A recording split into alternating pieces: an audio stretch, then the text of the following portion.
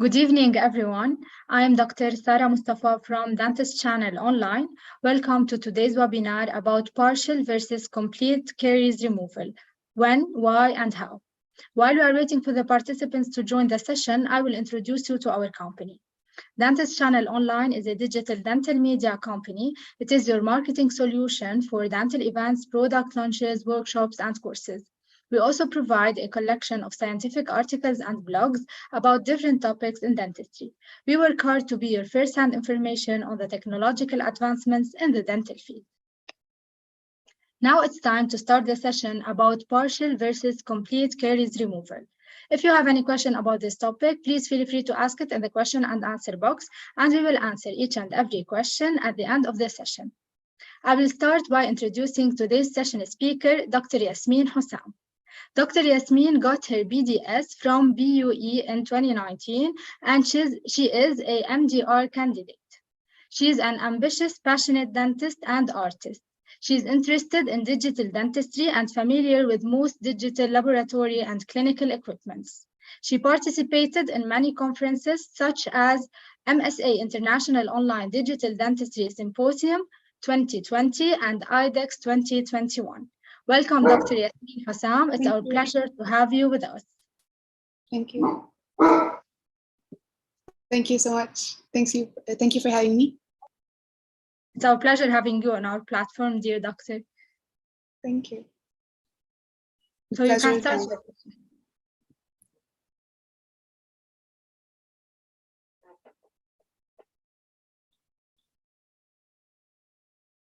Okay. So shall I begin? Yes, please. Okay, so today we're going to talk about partial versus complete caries removal. When, why, and how. We get a lot of cases like this in our clinic. You tell the patient you have a very deep caries, we have to remove the caries, we might create an exposure and go through an endo. So the patient would say, no, I don't want an endo treatment, and please try to prevent the endo treatment. Patients nowadays know more about conservatism and the benefits of keeping their teeth for longer. So how can we help our patients retain their teeth for longer if they don't need an endo treatment and we can prevent endo treatment? Partial caries removal has become a technique that we can use if the tooth is vital and can be saved without an endo treatment. Okay, so first we'll go over the key points real quick. First, we'll talk about the zones of dentine caries. Doctor, yes, sorry to interrupt you. Did you share your screen? Yeah. Is it not showing up? No, it's not showing up.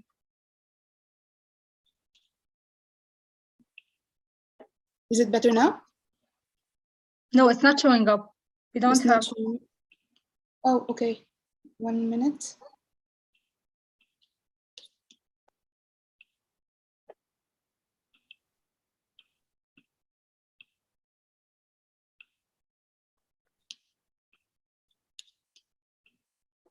Yes, now it's perfect. Okay, let's start over. Okay, so you get cases like this in the clinic, and we tell the patient that we need to remove the caries and we might create an exposure. So as I said previously, the patients know that conservatism is the best approach. They don't want to go through an endo treatment right away if the tooth does not have a pulpal involvement. So this is what partial caries removal was made for. Okay, so first we'll go over the key points real quick. The first one is zones of dentine caries. We're going to talk about these and what is complete caries removal and partial caries removal, advantages and disadvantages of both, indications, limitations, and criteria of success. Clinical protocol is what we're gonna finally talk about. So what is caries? Caries is a multifactorial biofilm-dependent, sugar-driven disease. It happens because of demineralization of the enamel and dentine of the tooth. So the zones of dentine caries are, first we begin with enamel cavitation. Enamel cavitation happens when the weak organic acids, they dissolve the enamel, they demineralize the enamel. So this allows the bacteria to invade the tooth. and spread laterally over the DEJ. So when the bacteria invades the dentine, they start spreading and demineralize the dentine too. The pulp reacts by creating and depositing calcium ions on the surface of the pulp that's towards the tooth, towards the dentin, and creates tertiary dentine, which is reparative dentine, or sometimes it's physiologic too. So the zones of destruction, first we're going to talk about the zone of destruction. When enamel is cavitated, the bacteria infects the dentin. So the dentin becomes necrotic and liquefies. Then caries spreads more and becomes like more liquid and more soft, which can be removed easily with an excavator. Then we have the zone of demineralization, where the acid produced by bacteria travels down the dentinal tubules and causes further demineralization. And then we have the sclerotic zone. The acid initially starts to penetrate the dentinal tubules, and this creates a defense mechanism. And like we said before, calcification. Then we have tertiary dentine and zone of bacterial invasion. We've spoken about this also previously. So first we need to know the difference between infected, affected, and healthy dentin. The soft dentin is due to the lack of mineral content or collagen network. It can be easily removed by an excavator or a probe. We have the firm and leathery dentin, which is affected dentin. Usually we can leave a part of this dentin in our process. We're going to talk about this later. The consistency is firm and leathery due to the presence of mineral content or collagen network. It can be scraped off with medium pressure. We have healthy dentin, which is hard and cannot be removed with the excavator. It can only be removed with a burr. So what is complete caries removal? It is the removal of carious tooth tissue until sound tooth structure is reached. This is the primary gold standard technique that we've learned in school, and this is what we use usually in our day-to-day dentistry. It's like two techniques that we know about, non-selective removal to sound dentine or stepwise caries excavation that used to be used when there are deep caries cases. So the non-selective removal to caries to sound dentine, it looks like this. We remove all the caries until the tooth, we only have sound tooth structure, and then we restore the tooth. The stepwise caries excavation, it happens through two visits. The first visit, we remove the caries until a very small layer of caries dentine is left on the pulp. This happens under rubber dam isolation because we need to have an aseptic condition.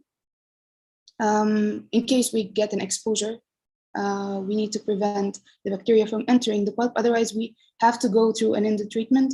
There is no doubt about it.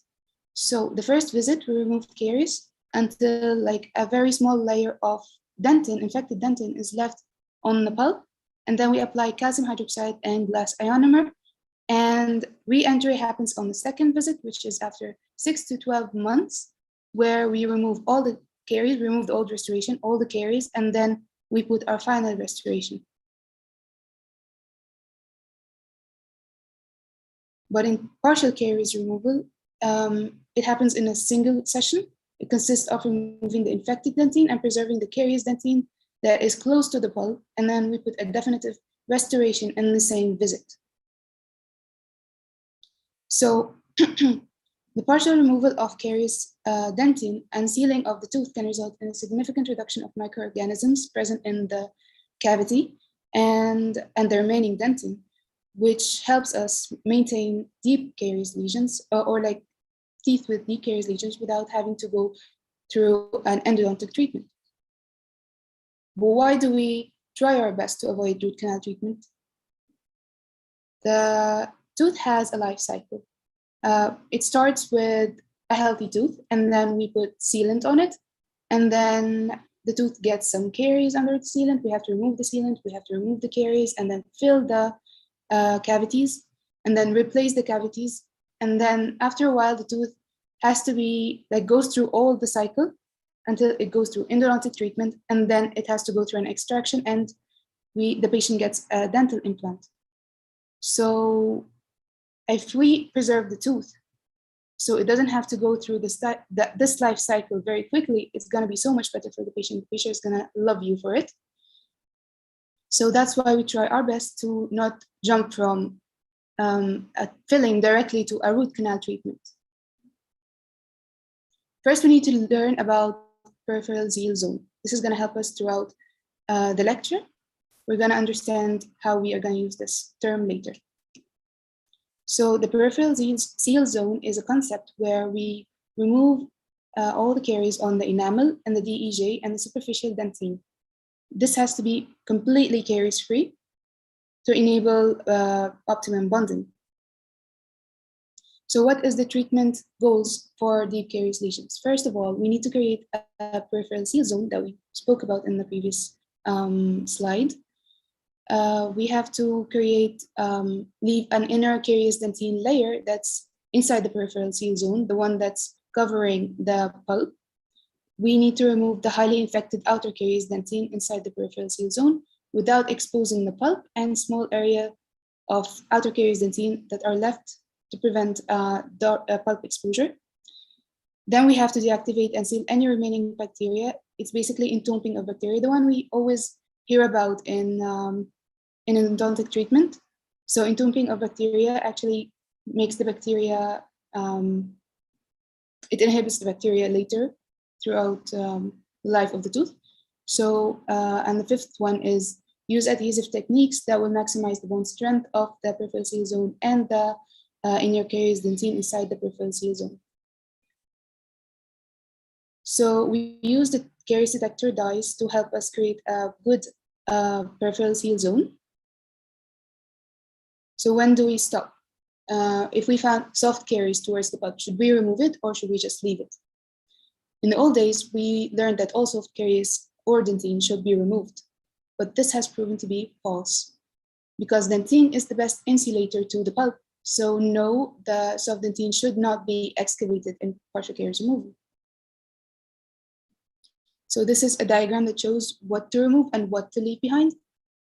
First, we need to have clean peripheries, and towards the inner part of the tooth, the layer that covers the pulp. If it's hard, then we can leave it. If it's soft and there is no risk of pulp exposure, it's better to excavate it until we reach hard dentin. And if there is a risk of pulp exposure, we have to leave it and create our procedure that we're going to talk about later, like throughout the lecture, and follow up. So what are the indications and limitations? In partial caries removal, we have to, the indication is to avoid root canal treatment in vital teeth that have deep cavities. But complete caries removal, it's only indicated for undertreated teeth and shallow cavities. Contraindications of partial caries removal is symptomatic tooth and shallow cavities. Benefits and precautions.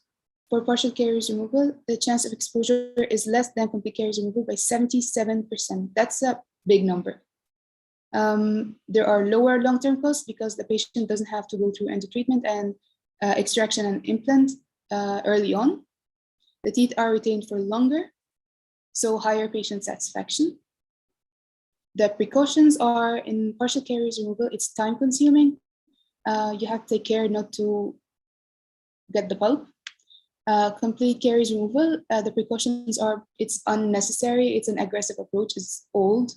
There is a very high chance of pulp exposure, there is a high chance of pulp irritation, and even in stepwise caries removal, there is still a high chance of pulp irritation during re-entry. The criteria of success. First, we need to have a vital pulp. There has to be no signs or symptoms of pulp involvement, either clinically or in the chief complaint of the patient. The patient has to have no pain or on percussion, no radiographic signs of pulpotosis, no signs of periapical lesions, no signs of root resorption. The patient has to not complain of the tooth, that it hurts like with cold or hot or like all the kind of complaints that indicate pulp involvement. We need optimum bonding, we need isolation, which also helps with the optimum bonding. it's better to isolate the tooth. We actually need the isolation tool for to have like an aseptic condition. There should be sufficient sound enamel for peripheral seal zone 2. Finally, we're gonna talk about the clinical protocol. So this is the case that we saw in the beginning of the presentation. We have to test first for vitality. We use endo ice and proceed if it's unremarkable. Then step 2, anesthesia and isolation. Step 3, we have to apply caries detection dye, wait 10 seconds, then rinse. It shows that we use this to show us the caries on the peripheries of the cavity. Then we start near the DEJ using a 1 millimeter fine to medium grit round tapered burr and remove all the stained tooth structure from the peripheries to create a peripheral seal zone. Then we remove the stained dentin inside the peripheral seal zone to avoid exposure. Use a probe to determine if the removal is from the superficial, intermediate, or deep dentine layer. This is how we use the probe to make sure that we're not creating an exposure soon. It has to be not more than 5 millimeters deep from the occlusal surface and 3 millimeters from the DEJ. If it is more than this, we have to stop excavation to prevent pulp exposure. Then step 6, which is an optional step, we have to treat the cavity with chlorhexidine 0.2 to 2.0% to inhibit MMPs and residual bacteria to prevent deterioration of the hybrid layer. If using total etch bonding system, this step should be performed after etching and rinsing. If using a self-etch bonding system, apply chlorhexidine for 10 seconds, then dry before self-etch primer application. And then finally, we etch, bond, and restore. So what is the success rate of partial caries removal? This is a paper done by Marisa Maltz al. in 2018, comparing partial caries removal and stepwise caries removal in deep cavities. So partial caries removal has a survival rate of 80%, while 56% in stepwise caries removal. Thank you very much. I'd like to hear if you have any questions. Thank you, Dr. Yasmin, for this informative session.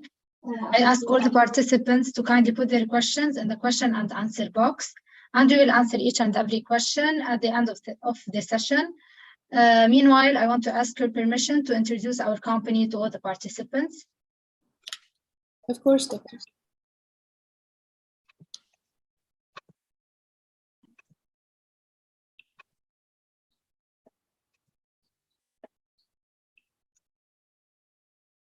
So this is our organization, DentistChannel.Online, Healthy Smiles, Wealthy Lives. DentistChannel.Online is India's first digital dental media company. We did webinars and courses with more than 400 national and international speakers, many successful world implant expos, 700 live dental webinars, and more than 20 online workshops. If you're not a Prime member yet, kindly join our family to get free certificate of participation after every event and get exclusive offer and discounts on our on-site paid workshops and courses. Most importantly, Prime members will be awarded with 1 CPD CE point for each free webinar. You can use my code SAR100 in order to benefit from a discount. This is an example of the certificate of participation that you will get after every event. About our upcoming webinars, we have 2 webinars happening tomorrow, one at 11 a.m. Indian Standard Time with Dr. Mittal about digital technology and employment in healthcare sector, and another one with Dr. Shweta at 5 p.m. Indian Standard Time about retention in orthodontics, tips and tricks for successful retention. I request all the participants to kindly save this number and then send a message on WhatsApp with their name, so they will be added to our broadcast list and they will receive everything about our upcoming dental webinars and courses. Today's webinar is sponsored by NovaMind. NovaMind offers a full spectrum of implants and prosthetic solutions that accommodate any clinical need in modern implantology. We successfully supply highly demanded dental implants types called internal hex, tissue level, bone level, and active conical connection. Our EU production unit and product quality is appreciated worldwide. Dental implants and dental restorative solutions produced maintaining all the standards of EU medical device regulatory. Products are manufactured in Athens, Greece, and distributed worldwide with more than 1 million happy restorations. If you want to know more about NovaMind, kindly check their website. Last but not least, don't forget to follow us on our social media platforms, Facebook, Instagram, and YouTube. So now we can move on to the question and answer session. So first of all, we have very good feedback about this presentation. Second, we have Dr. Kashyap is asking, do we use calcium hydroxide over the remaining caries or directly chlorhexidine and then restore? And what about chances of post-operative sensitivity? Okay, this is different from pulp capping. So we don't use calcium hydroxide. We only directly apply chlorhexidine over the caries and restore. The chances of post-operative sensitivity are low if the case is vital and there are no pulp involved. Of course, we'll have to follow up also. Okay, doctor, I think that's it. We don't have any other question. Everything was clear. We have very good feedback about this nice presentation. I would like to thank you again, doctor, for sharing your knowledge and experience with us. Thank you very much. It was a pleasure having you on our platform. Thank you. It's my pleasure. Thank you, everyone, for joining us tonight, and we will see you soon in future webinars. Have a good night, everyone. Have a good night, doctor.